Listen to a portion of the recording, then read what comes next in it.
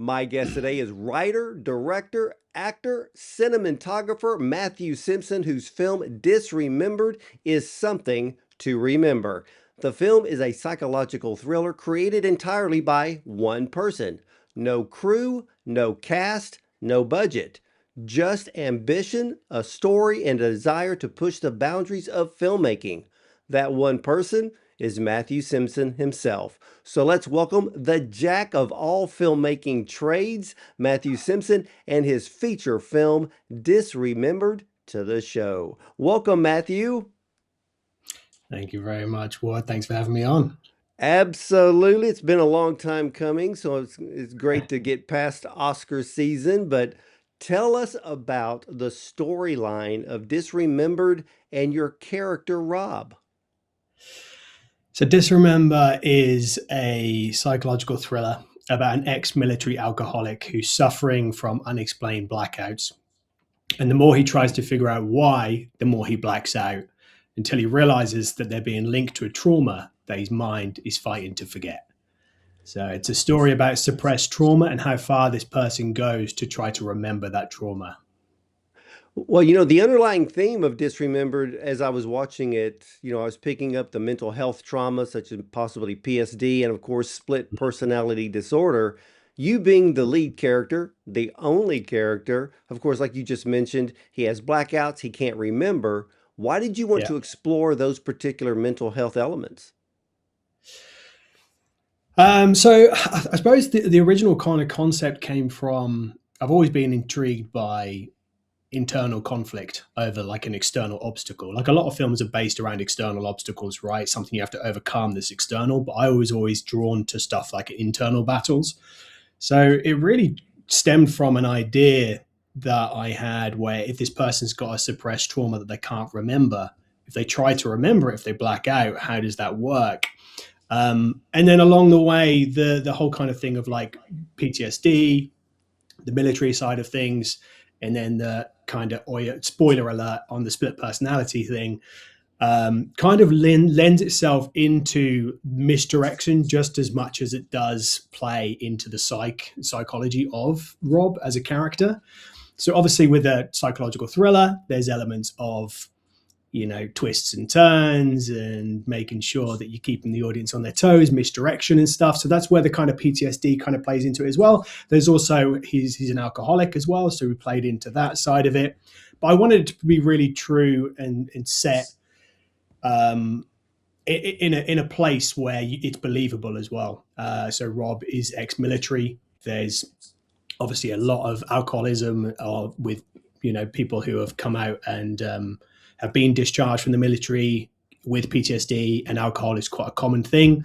So that's something I really wanted to explore as well. And then the split personality thing is something that obviously is where his mind is split because of the trauma that that he's suppressed, that he's unable to remember. You know, in the scene when Rob is searching the internet about what he has been experiencing, Yeah. that one element made the whole film real to me because here is a man, ex-military, who knows what he's been through, what he has seen and experienced, but he knows he needs help, but he's Mm, trying to define exactly what is going on. So, mm, um, you have you even have a scene where he goes to the dark place and he thinks about taking his own life. And so many people mhm. who are ex-military or law enforcement can truly relate to your film. What kind of personal feedback have you received from those who have seen this film? It's a mixed bag because a lot of people obviously see it for the filmmaking side of it, where obviously it's a one-person film. I did the thing entirely on my own, so the majority of the feedback is coming back from that. But it was interesting, actually. The first screening I did, there was actually a person who was ex-military, and they didn't even care about the one person thing. They came up to me and they actually, the first question is ex-military. They say, "Are you ex-military?" Right? As a filmmaker, I'm not. Right? I've just always been interested in it. So her feedback was that it was so how how you portrayed it on screen was so believable. down to the emotions are suppressed as an actor, and how you kind of like how I portrayed the PTSD and didn't go too much into the kind of too much into the mental health and how he seeks therapy. It's more based around the story that he has to do that, so that's why it's believable, because obviously it's story first. He's trying to rediscover something that he's unaware of, and this is just a part of that. Trying to when he logs on and tries to figure out what he's what he's suffering from. That's always an element of, okay, I need to understand what's going on here, to try and stop the blackouts. So it was always linked back to the blackouts and not just somebody trying to figure out what their problem is, right? Which a lot of military people do, right? They compartmentalize, they just crack on, right? And compartmentalization is a big thing in the film, how you completely shut off something. And in this, Rob shuts off something so much that he can't even remember it. But does he want to remember it? That's the question. And that's the whole thing with the film, right? If you've got a suppressed trauma that you don't want to remember, then surely there's a reason you don't want to remember it, right? But to stop the blackouts, he has to remember it. So I really love this paradoxical element to the film, which, like a paradox, it never ends, right? Which is always a good thing. And it's continuously just a battle with himself. Well, the thing about this film is when people watch it, yes, you're the only actor, but in Mm. reality, you're playing two parts. You're playing Another Rob spoiler. that, yeah, you're playing Rob, but then you're playing the Rob that seems to be, it's almost like a villain, but you Mm. can't put your He's not. finger on it. So, and I can understand why so many people who have seen this film, when they come up to you, and they only want to see the side of the filmmaking side. I get that. I'm watching this film. Like I said, I told you earlier, I spent 2 days going through this film because part of me was like, okay, let's pay attention to the storyline. The Yeah, other part of which me was like, okay, how in the world did he pull all this off? As a filmmaker.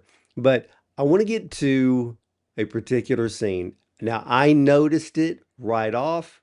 I hit pause and I'm like, okay, where is this gonna go? So I noticed Rob was wearing a necklace in the opening scene. mm, It showed me someone else is wearing the other half. A hmm clue so small that many may have not even noticed. I'm no, going to they leave it don't. right there because I don't like to spoil anything. But when I saw it, I'm like, okay, if he's the only actor, how is that side of it going to play out? Matthew, Interesting. brilliance. It's interesting you say that, and obviously the symbol that's on the necklace, right, is a yin yang, right? So it's that whole thing of like good and evil, right? And it's also the good and evil within himself, but also his relationship that comes to play of what's happened. So yeah, it's interesting you pick up on that. And the necklace is very key, and it's obviously the last thing you see, or last thing he sees at the end of the film, which is in his hands, and he's grasping. It's the first thing you see pretty much on screen as well. But not many people have picked up on that. It's good. I like that you've done that, Ward. It's very clever. Well, it was funny because when you look at the framing of that scene, Mm. because he's slightly leaning over, so it's hanging outside of his t-shirt or his muscle shirt that he's wearing, and for some reason my eye caught it, and I went, "Wait a minute, that's one of those necklaces that require another half," and I'm Yeah, right. like, "Is Who's the it?" other half? Yeah. So I was just like, okay. So as It's I'm quite watching funny. the film, The original title to the film was called Whole Other Half, actually, and it was always about this whole other, yeah, split. And I really liked that title, but it just was a bit of a tongue twister. But it was always about things in two halves, almost the split personality, everything in two halves. Him and his wife, who wants a divorce, in two halves. Um, and that I actually went down a bit of a rabbit hole with that, and even from stylistically, I explored like split screen, like the whole like Darren Aronofsky, Requiem for a Dream kind of vibes for a while. But didn't end up going down that route. It was more internal because a lot of other things were happening as well. So I didn't want to get hooked up on a gimmick that didn't serve the whole story. Yeah, that's the thing about this film. There's no gimmick. And see, this is what I love about a filmmaker that takes the time when they're writing the script. Mm, In this case, you have a necklace that requires another half. You have Rob dealing with two sides of Rob. And hmm. so, like you said, there's there's parallels, there's contrast in this film. I mean, it's even when Rob set up the closed circuit TV cameras in the hallway of the apartment he was staying in. I mean, the look on his face when he played back the footage was Yeah, and you see it eerie, for the first time. Mm, very eerie. I mean, and to see yourself and not remembering that you did certain things, I was impressed with your level of acting because hmm, you had no other actor to play off of. Now, this film reminded me a bit of Bruce Willis in Die Hard because Die Hard's one of my favorite films because of the nice. fact that if you watch certain scenes, Bruce Willis has to act by himself. He has no other actor to play off of. And Mm, when I see an actor that has to do that, it's very impressive to me to watch because you've got to pull out some internal talent there and some gifts mm. to pull it off and make it believable. And Matthew, my gosh, your level of acting and performances in this film is, I call it stunning and I call it brilliant.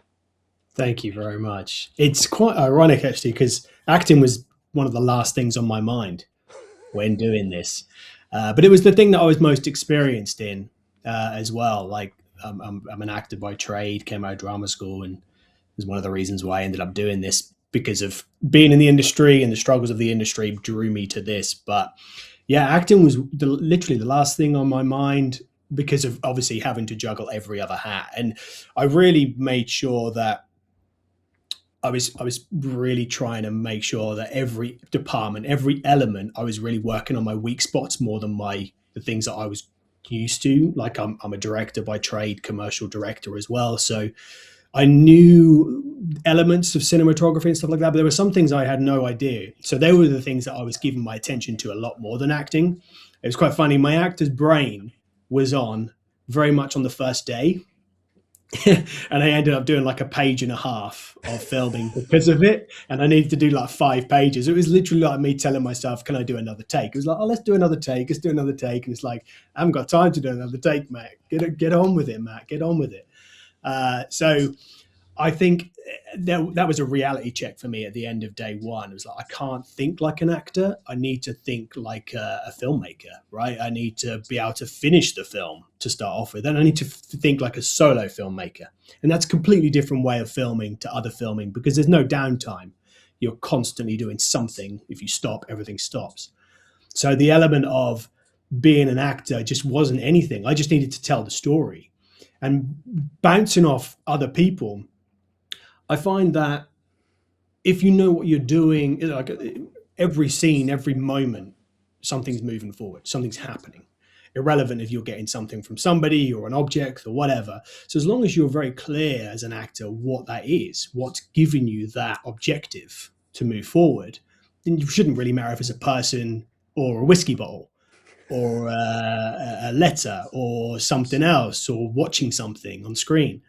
Um, but yeah, it was interesting thinking doing the acting because it was to be perfectly honest, a lot of the frustration that you see on screen is just me being frustrated as a person filming because I was that frustrated. The moments where I'm crying, I'm probably crying anyway because of how difficult the whole thing was. So I don't know how much acting was actually involved in the end.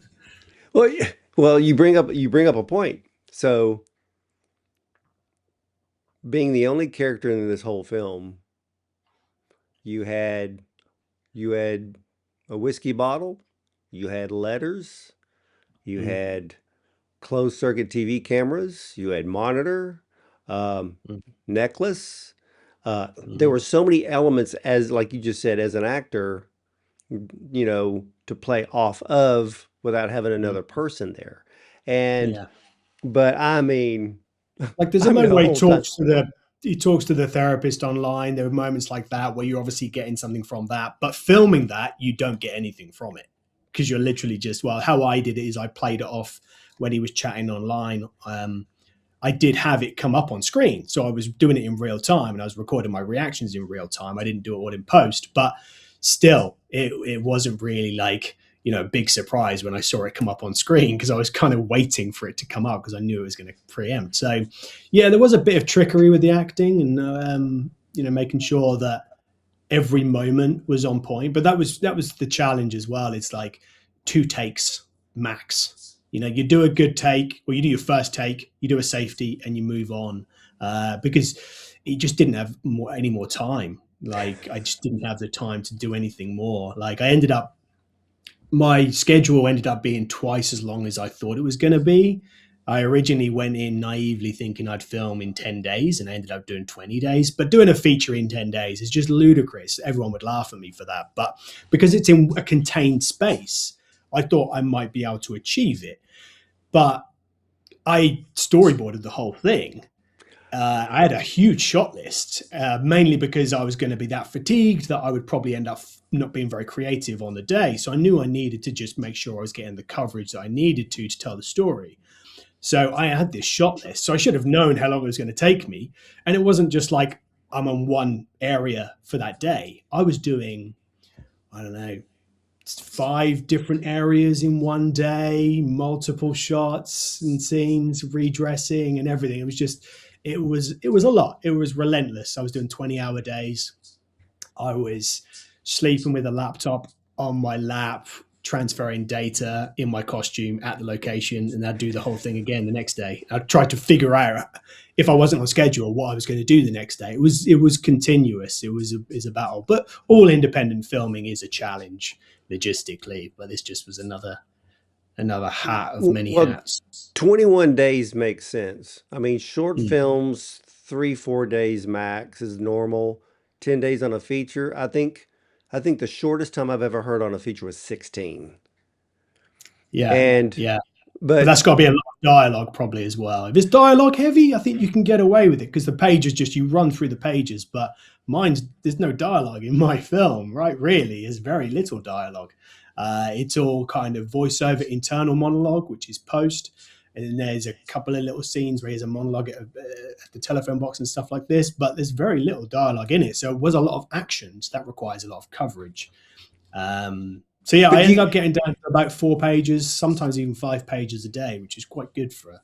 yeah, but you kept the story moving along. I mean, usually when publicists, and I love my publicists, ladies and gentlemen, when they pitch me like a feature film, an indie feature film, Mm, I'm like, okay, because most indie feature films, they play the slow burn, and I hate the slow burn because because for a lot of indie filmmakers, they they think artistically and it yeah, slows the film down. They don't think of keeping the audience focused and engage, watching the storyline.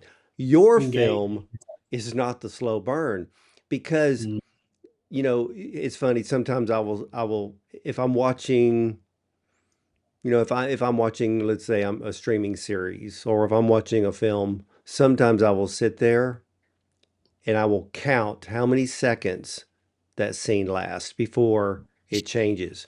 Usually yeah, two that's to not. three seconds, and they move on. On the long term, it's 7 to 10 seconds. And with your film, I love the fact that it changes because I was sitting there the whole time going, where, what is he going to find out in the end? Yeah, Because when the scene at the phone booth, um, I think it's the scene at the phone booth. No, no, no. Well, there was one scene at the phone booth, and there was another, I think, on the laptop when he was conversing, um, and then finding out how the split personality disorder Mm. works and how and what the use of the blackouts were. So you were really kind of giving us this little bit of an education through that. So I'm sitting there going, okay, now he's trying to figure out, this is where it's almost like the good and evil. Either Yeah. they're playing against one another, but then they're playing together. And so, It's good. so I like hearing the way you talk about it, really, because that was one of my biggest challenges. Was it's a psychological thriller. There are elements of giving the audience enough, not giving them too much. Where are the audience in regards to where is Rob? Because it's a subjective film, right? You're going along with Rob's mindset. You're following Rob, and you're discovering what he's discovering. So it's like, are you how far ahead of you and how far you behind? That was always my challenge because I didn't show it to anybody until it was finished. So it was all in my head. Everything was in my head. And that's really difficult to trust yourself and know that you're going to get it. Like the first time I showed it to my wife and my brother, just in my flat, they I was just relieved they got the film.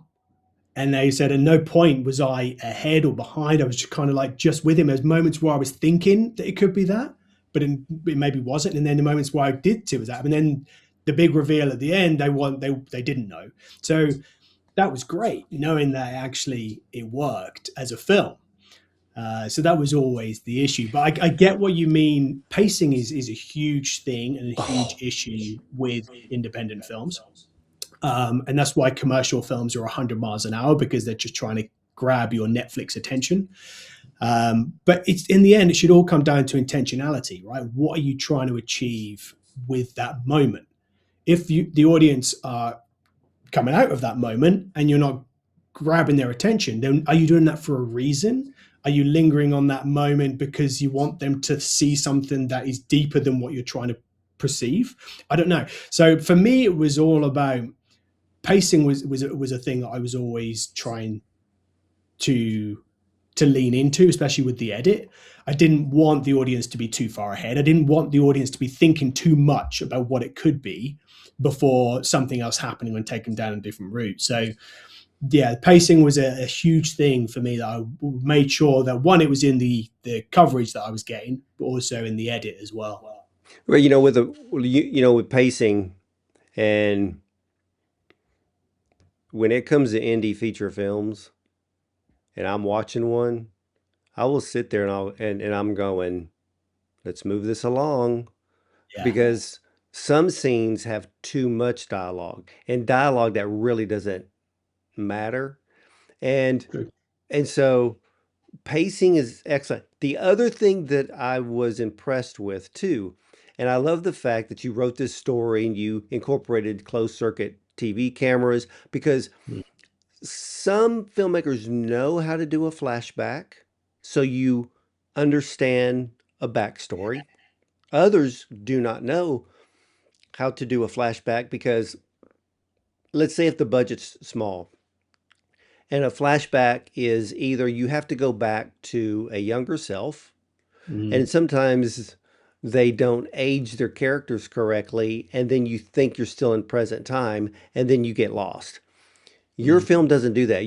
We know exactly where Rob is. If he's sitting on the sofa and he's got the remote in his hand and he's replaying back some footage to go because I love the scene where he's talking.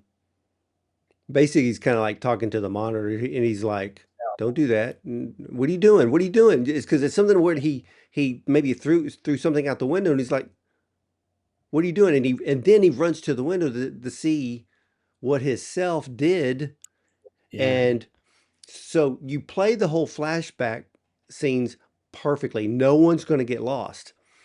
Mm. But I think there were scenes that impressed me so much because I'm watching it like, okay, this is Rob. The other side of me, like I said, is like, how in the world did he pull that shot off? That Yeah, scene it's when an you interesting debate, right? That is, I've had people go in not even knowing it's one person, and at the end being surprised by it, and then majority of the people go in thinking it's one person. And this is currently my kind of marketing distribution issue slash challenge that I'm facing? How much do we push the hook to get them to watch it? But then the way they watch it is a particular way they watch it, right? But I'm hoping that it'll always be the hook first because it will get people to stream it. But I'm hoping that there are moments where you forget, and that's the best thing. If you can watch it and forget that it's one person, you're never going to forget the whole time, right? But if you forget moments in it and you get caught up in the story, then I feel like that's the best thing for me. I I feel like I've done my job. I think in some aspects with this film, I think with some elements of marketing, it's either not mentioned that it's one person doing everything, and then then when the film ends and then you have it come up that Mm. the film was created by one man, because I love the fact that you incorporated some of the Outtakes. backstory, the outtakes. I love Yeah. that because when I saw the scene in which you were crawling out the window and your hand your hand was on the ledge and you slip, my thought is number one, how did you how did you pull that off filming that? Because I was like, holy crap, what a Yeah. shot.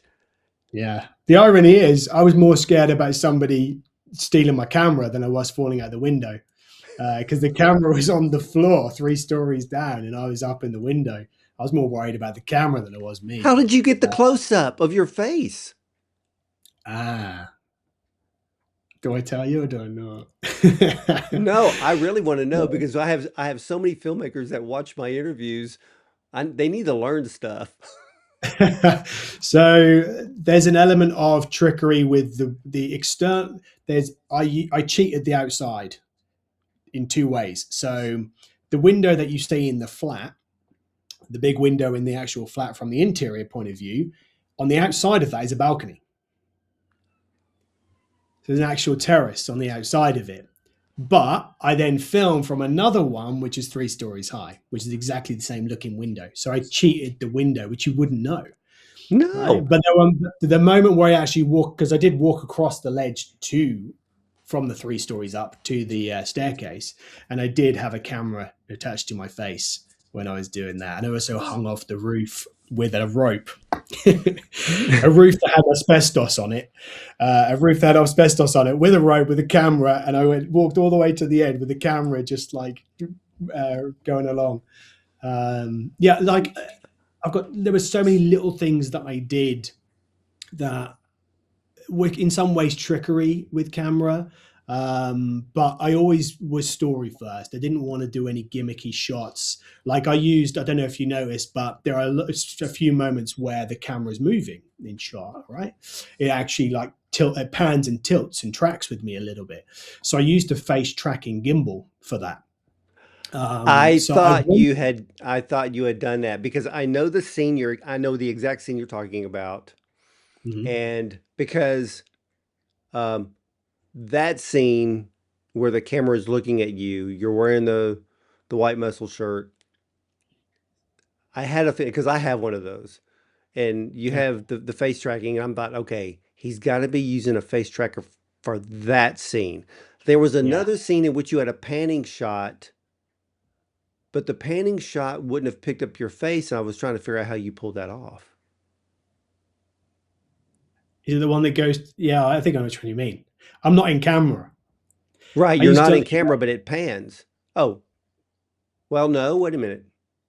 Well, I'm trying to think because I There thought the are scene, moments where, yeah, there are moments. I get what you mean. I think the hardest shot for me was the mirror POV shots. dude, I was going to bring up the mirror shot because every filmmaker is like one of the hardest, most difficult shots to do is to do the reflection in the mirror without getting the camera in the mirror.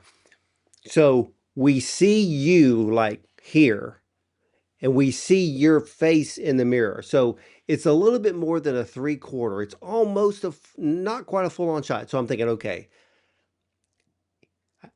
he was able to hide the camera on that shot. I was impressed because camera, mirror shots, they're tricky. And then when you do the outtake, I was like, Mm.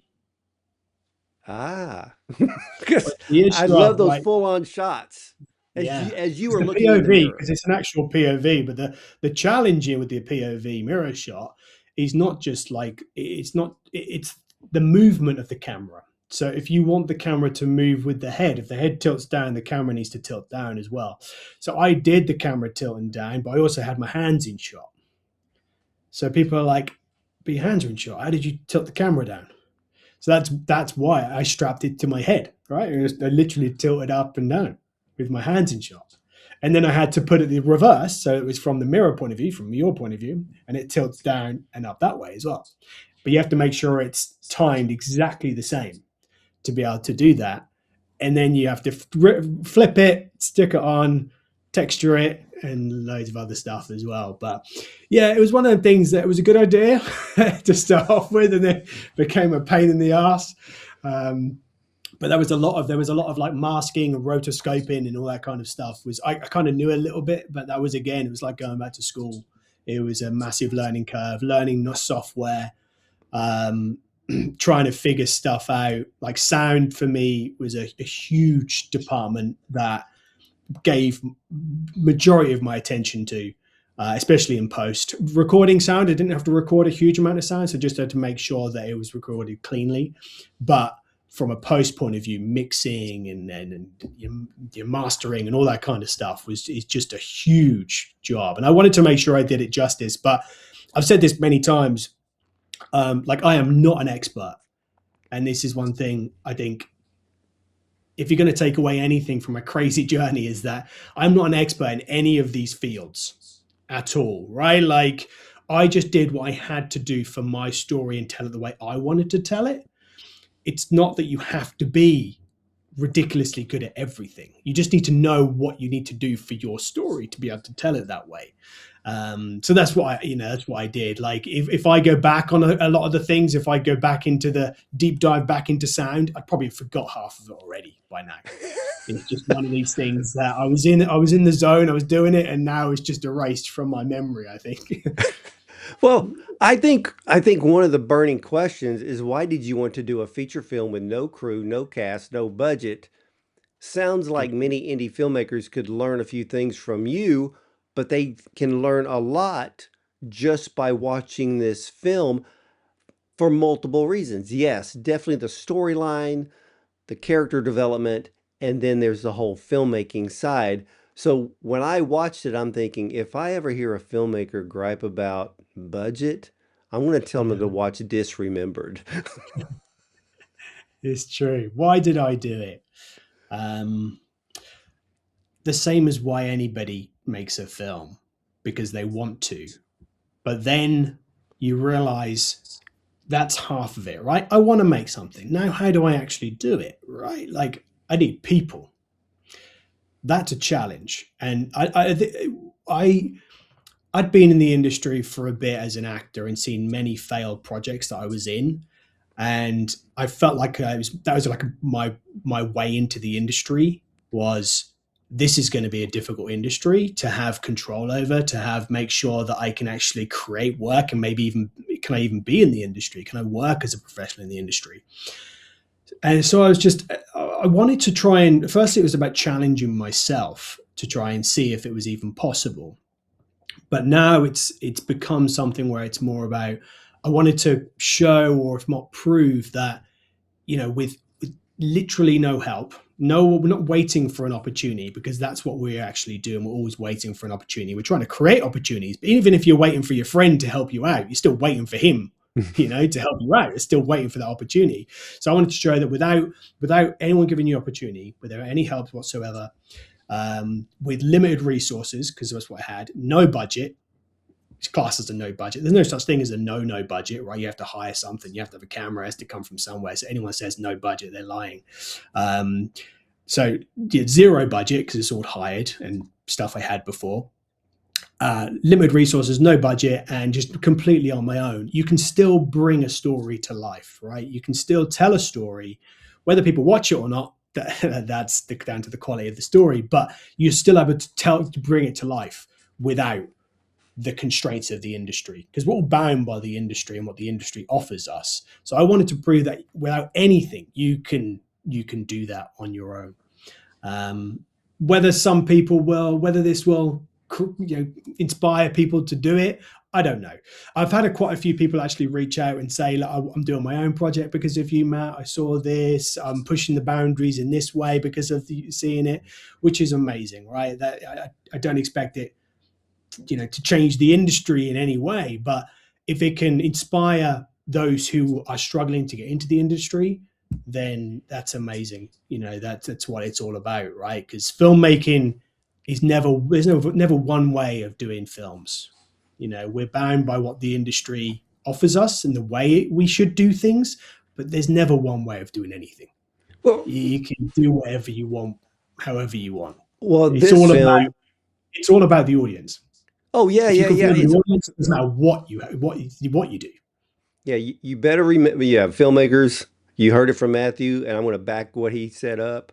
You better remember the audience because some of you are making films where you think you're forgetting the audience and you're focusing on either being artistic or whatever. You got to focus on the audience because Mm, they're the paying customer, and if you want to continue making films, pay attention to the audience. Now, Matthew, mhm. I one of the things that you just brought up earlier where you did maybe two takes per scene. Did you use a monitor to play back your performance to see if you were satisfied with it? I did to start off with, and then I got rid of it, which most people were Really? right. Why? In the end, I just ended up using the little monitor on the camera. It was one of these things that um, once I knew that focus, because focus was everything, right? I just needed to make sure that I was in focus. So I'm getting like a halo effect right now. Um, I Once I knew that it was in focus and that the focus was on point, I didn't really see need to play back. I also didn't have time to really play back, so I just had a quick look at the monitor. Great. I did have like a Ninja, whatever it's called, a Ninja HD or whatever it is. I had one of those to start off with, but then yeah, I didn't because I also needed to mount other stuff on the camera. So it was just one of them things that I just didn't need. Again, should I have done? I don't know. Well, I got into the edit and I was really surprised actually. Like I didn't really, there wasn't too many things. Well, there was actually quite a few things I mucked up on. But from a focus point of view and from like a framing point of view, not too much. And realistically, like I didn't want it to be perfect as well. I wanted the film to quite be imperfect in a lot of ways. Um, like I'm an imperfect filmmaker, and I wanted the I didn't the location was imperfect and the storyline's imperfect. So I really played into that, even with the camera and stuff like that. It's like if I'm too dark in shot, who cares? As long as the story's being told, if the camera is, if the focus is breathing a little bit too much between autofocus, who cares, right? If it's not distracting and it's playing into the story, then I don't think it really matters. Some people, we get hooked up on too much of like, it needs to be a beauty shot, it needs to be a postcard shot. And yeah, that's great if you're trying to sell that. But I wasn't trying to sell that. I was trying to sell the story that I was trying to sell. And that didn't really require everything to be perfect. Well, the thing that was, I mean, the whole thing just blew me away. But what I kept watching was the cinematography, and then I was watching, and you can explain this to me. The colorization was fantastic. How did you handle that? So, well, I filmed on a Sony A7S III. I It's thought just a that was a Sony standard A7. mirrorless camera. Multiple reasons. I probably at the time I was working as a director at the time when I was filming. I probably could have got my hands on something bigger. I didn't need to. The Sony A7S III was good for three things. It was light, and I had to rig it to myself. I did like snorri cam and POV stuff, so it had to be light enough.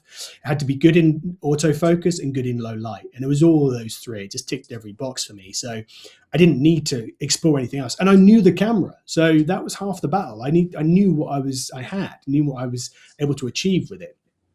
From a grading point of view, I used Dehancer, which is like a film emulation LUT, so it kind of had a little bit of a film look. I didn't want to make it try to look like film, and it probably doesn't look like film to experts. And No, it doesn't look like film, but I understand why you did that. yeah, because it's everyone likes film because it's got imperfections in it, right? You see different things. You've got a bit of noise. You've got blooming. You've got halation, and all this kind of stuff. So I just leaned into that as well. That I liked the look of it, and it played off the location quite a bit because the location had a lot of color. It had a lot of well, I lifted the color quite a bit, as in like I used light bulbs that were different colors and stuff like that. But yeah, I put like practicals in it that allowed the bloom to work and the halation to really play off itself. So yeah, the de-hancer, the film emulation look was what I wanted, but grading still took a while. It wasn't just like lug this on and yeah, it looks great. No, it wasn't like that at all.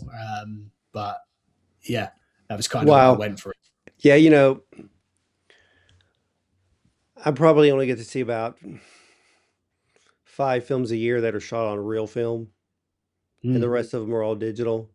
And one of the things that I learned is that with film, if you look at the blacks, with film, black shadows, black dances. On digital, it doesn't. There's yeah, movement and stillness on film because of the way film is. Yours, I didn't care if it was shot on film or digital. I knew it was going to be digital, of course, yeah, but the overall look, Matthew, was just it was fantastic. It was consistent from beginning to end. I like the fact that if you thought, maybe you did a scene that was too dark, it doesn't matter. It's a psychological thriller and darkness always works. yeah, yeah. I actually look back on it now. I think actually it should be even darker, which is weird. But yeah, it's true. It is true. We think everything should be beauty shots, and they shouldn't. No, no, not at all. And I this film reminds me of one of my favorite films of all time, and it's Steven Spielberg's Duel. Ah, yeah, nice. You have one actor, Dennis Weaver. You have a villain, which is the truck, which the one we never see the person driving it. I love that film so much because of the fact that I love it again, like I said earlier, I love it when an actor is acting by himself. And with Dennis Weaver in that film, there was a lot of you could see the uncertainty on his face, you could see the fear, the worry, the just being terrified. Yeah, And then in yours, you see every emotion, and every emotion that you showed through the character Rob, the audience feels that character. We feel the uncertainty. We feel the frustration, the irritability, the blackout, yeah, and well, and in a way we feel the wonderment because he's trying to wonder what the hell is wrong with himself, and we yeah. feel that in every scene. And you know to me, this Remembered is a film that is an inspiration to many. So Thanks. I have a friend of mine. He always sends me an encouraging text every Monday morning. He's like a mentor. Nice. We all need one of those. Yeah, and this film is a your film is a testament that what we think is impossible is possible. It just takes time, it takes forethought, it takes planning, and every filmmaker knows what that planning is. And yeah, so now I think I'm going to use your film as an excuse that if anybody tells me, well, we just can't do it because we don't have a budget, I said, well, then you need to see Disremembered. That's true. Yeah. Well, Yeah. Like it wasn't easy. Don't get me wrong. It's one of these things that people are like, yeah, it'd be great. I'm going to try and do it. It's like, go ahead because I'm not going to do it again. Right. That's a question. But I hope it opens doors for people, outside of the industry because it is a hard industry to break into. So it just, and it's had an incredible run. Like it literally won every festival it went to. And then a month ago, I was at Cinequest and it went there, and I got to see it against big studio films, right? So then you start to see how it works alongside the industry, right? And how it could be packaged in a way that they're packaged. But then you start to get like, I don't know, you start to get everyone starts to take control of something and feel like this should be put in this category, in this category, in this category, and that's the industry, right? Because it's all bound, it's all money based. So that's the challenge I'm finding at the moment. Is we all we need to do is find the audience, like we've said already. But the way to get there, sales, distribution is a little bit old school almost, right? In the way that because every distributor has a particular channel, a particular way to go to market, so you have to appeal to that, which means you have to change your film because of it potentially. So I get it, and I do get it. It's just sometimes the freedom to do things. I hope this shows that there is freedom in creative storytelling. Well, yeah, I think even this film, again, it's an inspiring piece of filmmaking, and I think even with up and coming filmmakers, maybe there are filmmakers who they do music videos, they do commercial shoots, they've never really stepped out to do maybe a drama short film or something. And this film, I think, has a lot of teaching ability, not just to have somebody do everything themselves, but you could pull it off with a crew of two or three. And I think you're completely right, and I also think a lot of people are scared to even try and do something else, or even say they could do something else. It's like when you go onto a shoot. If you accidentally step on somebody else's toes, right, somebody else's, but you're going to hear about it. You're going to get a slap, right? You can't speak out of your lane. So, and I think why not, right? Like as a director, as a commercial director, I love to understand. I love to get my hands on things and understand that grade. And it's so funny. Like I remember when I first started to direct TV ads, you'd come on, you get hired for the gig, and then they'd be like, once you'd filmed it, they'd be like, "Oh, okay, thanks." It was like, "Well, I can sit in the grade if you want me to do the grade as well." It's like you don't have to. I'm like, what am I directing here? Like, and that's the corporate world, but it kind of happens even in the film world as well, right? Like you hand it over to the next person, the next person, the next person. And don't get me wrong, filmmaking is collaborative and it definitely should be. But I feel like some people are scared to even go out of their lane to try something new and try different things. And a lot of the time, and you see that you're seeing it now more than ever, but only with the top tier people, right? The A-listers who are now trying to direct. Like every up and coming actor who's done a couple of good features are now directing. They're now going to do their first time directing. They're already producing. And the question is why? Do they want to do it? Is it a way of having control over the industry, control over the careers? Probably a bit of both. But it's also the fact that they're able to. But you're able to at any stage, but I think we're scared to go out of our lane. So if you take anything from this film, is that try different things and see, because it's sometimes you are able to achieve it. yeah, you bring up a point because, and I'm like you, I notice where, you get these actors, they do a few films and all of a sudden they want to step into the director's chair.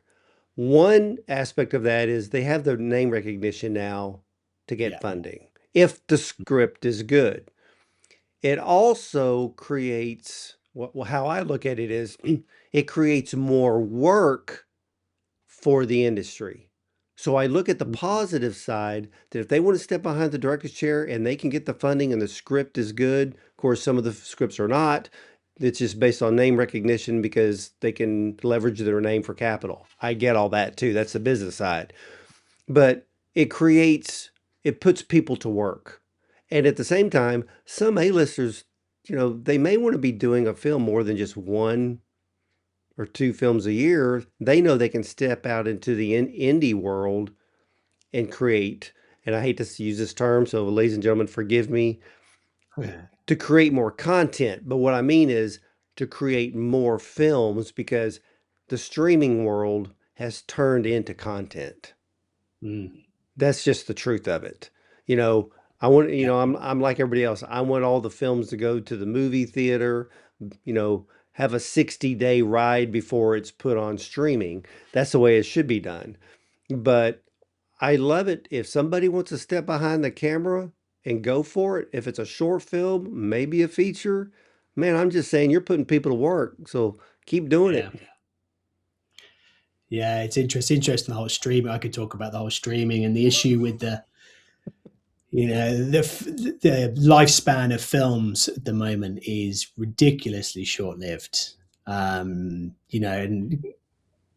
it's amazing that even people like you are reaching out to people and discussing films and actually having, deep diving into it, because filmmakers don't even get the opportunity really anymore to even discuss what went into their film, right? It might go somewhere, but they're so short lived. But it's, I'm currently on to my next film, which is not a solo feature.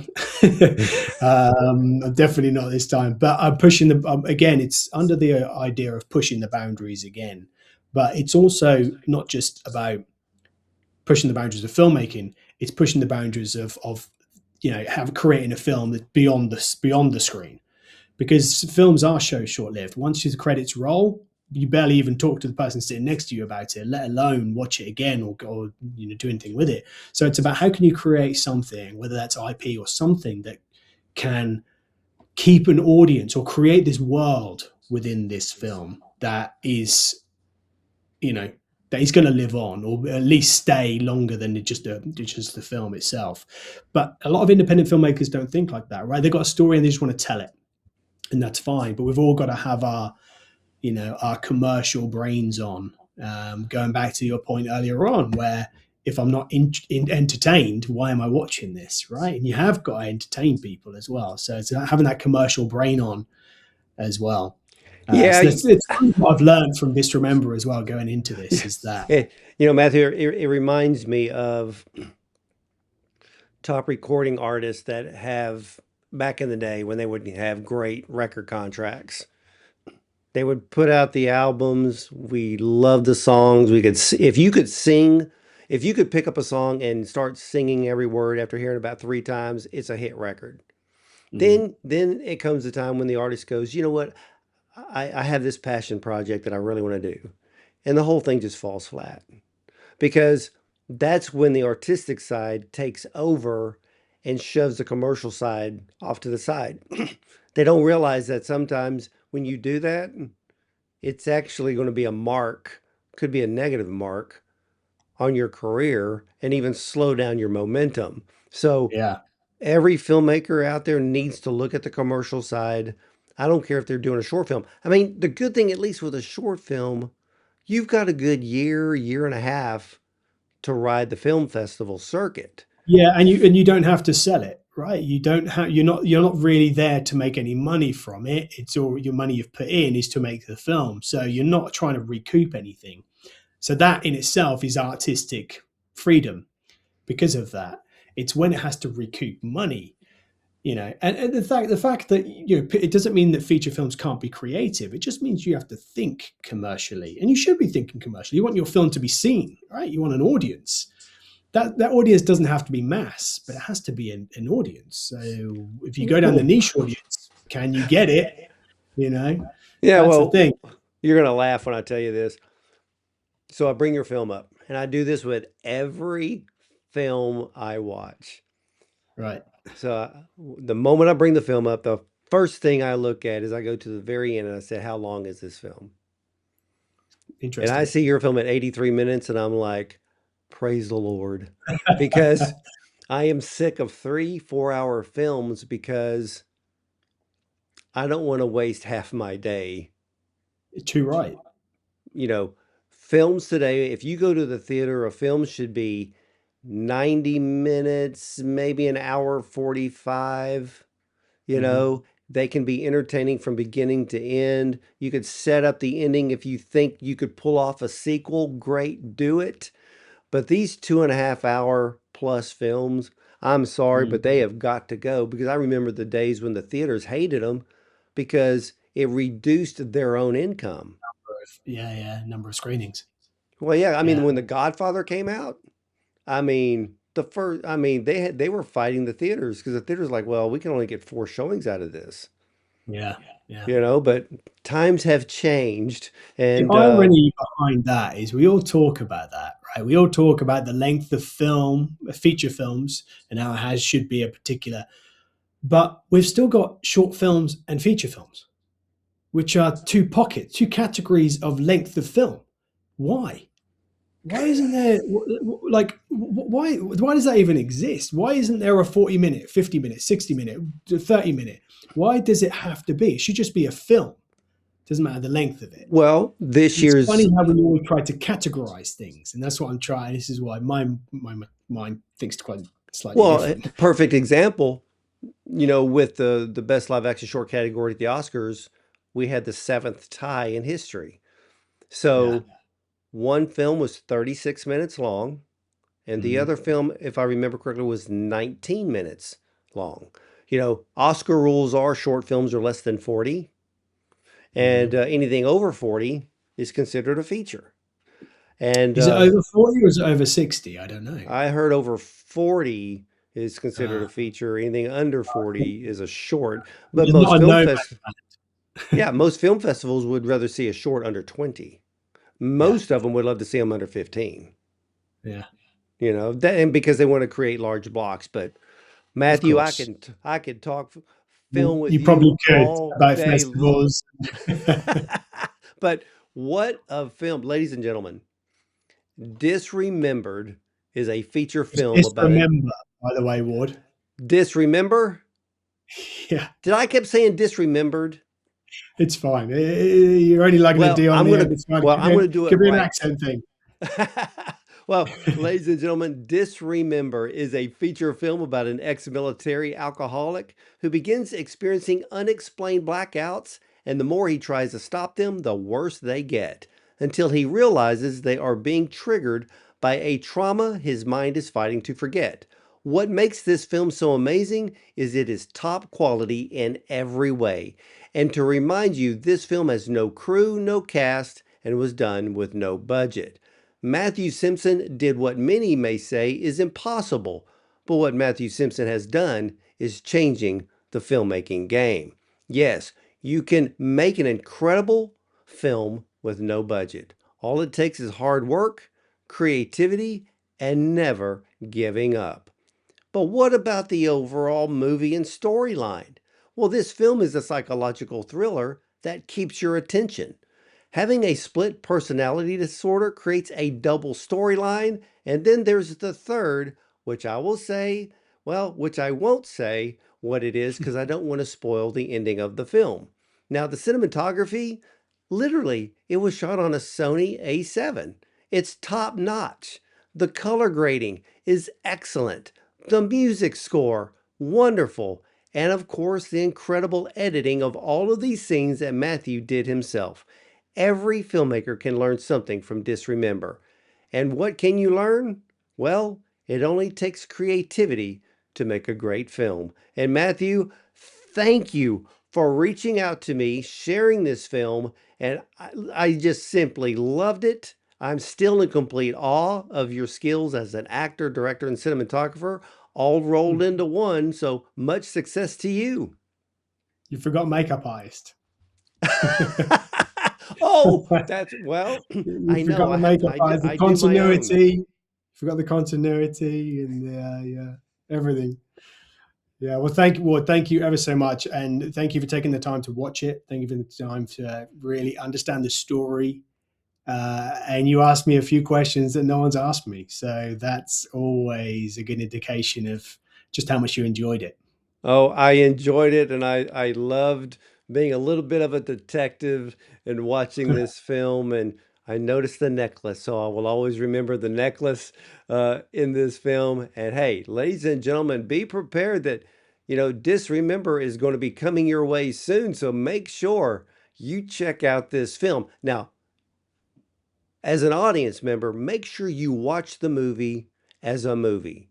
One Mhm. man dealing with a disorder. Okay, watch it. Then afterwards, you can go, one guy did all of that. then you can Yeah. look at the filmmaking. But enjoy the film. It is a film to watch and enjoy. So there's so much to see and to learn. And filmmakers, remember, disremember. This is going to be a teaching tool. I believe it'll be a teaching tool for years to come for the filmmaking world to understand that, yeah, take a man or a woman. We have a lot of great female film directors out there. So one person, one camera can do amazing things. And for all of you filmmakers out there, continue to do those amazing things that you do, because I can't wait to see what you do next. I can't wait to see what you do next, Matthew. And ladies and gentlemen, you can watch or listen to all of the Bond on Cinema interviews at bondoncinema.com. Check out our Prime show, our YouTube channel. We're also on Spotify, iTunes, and more. And remember, you're either going to see me at the movies or from the red carpet.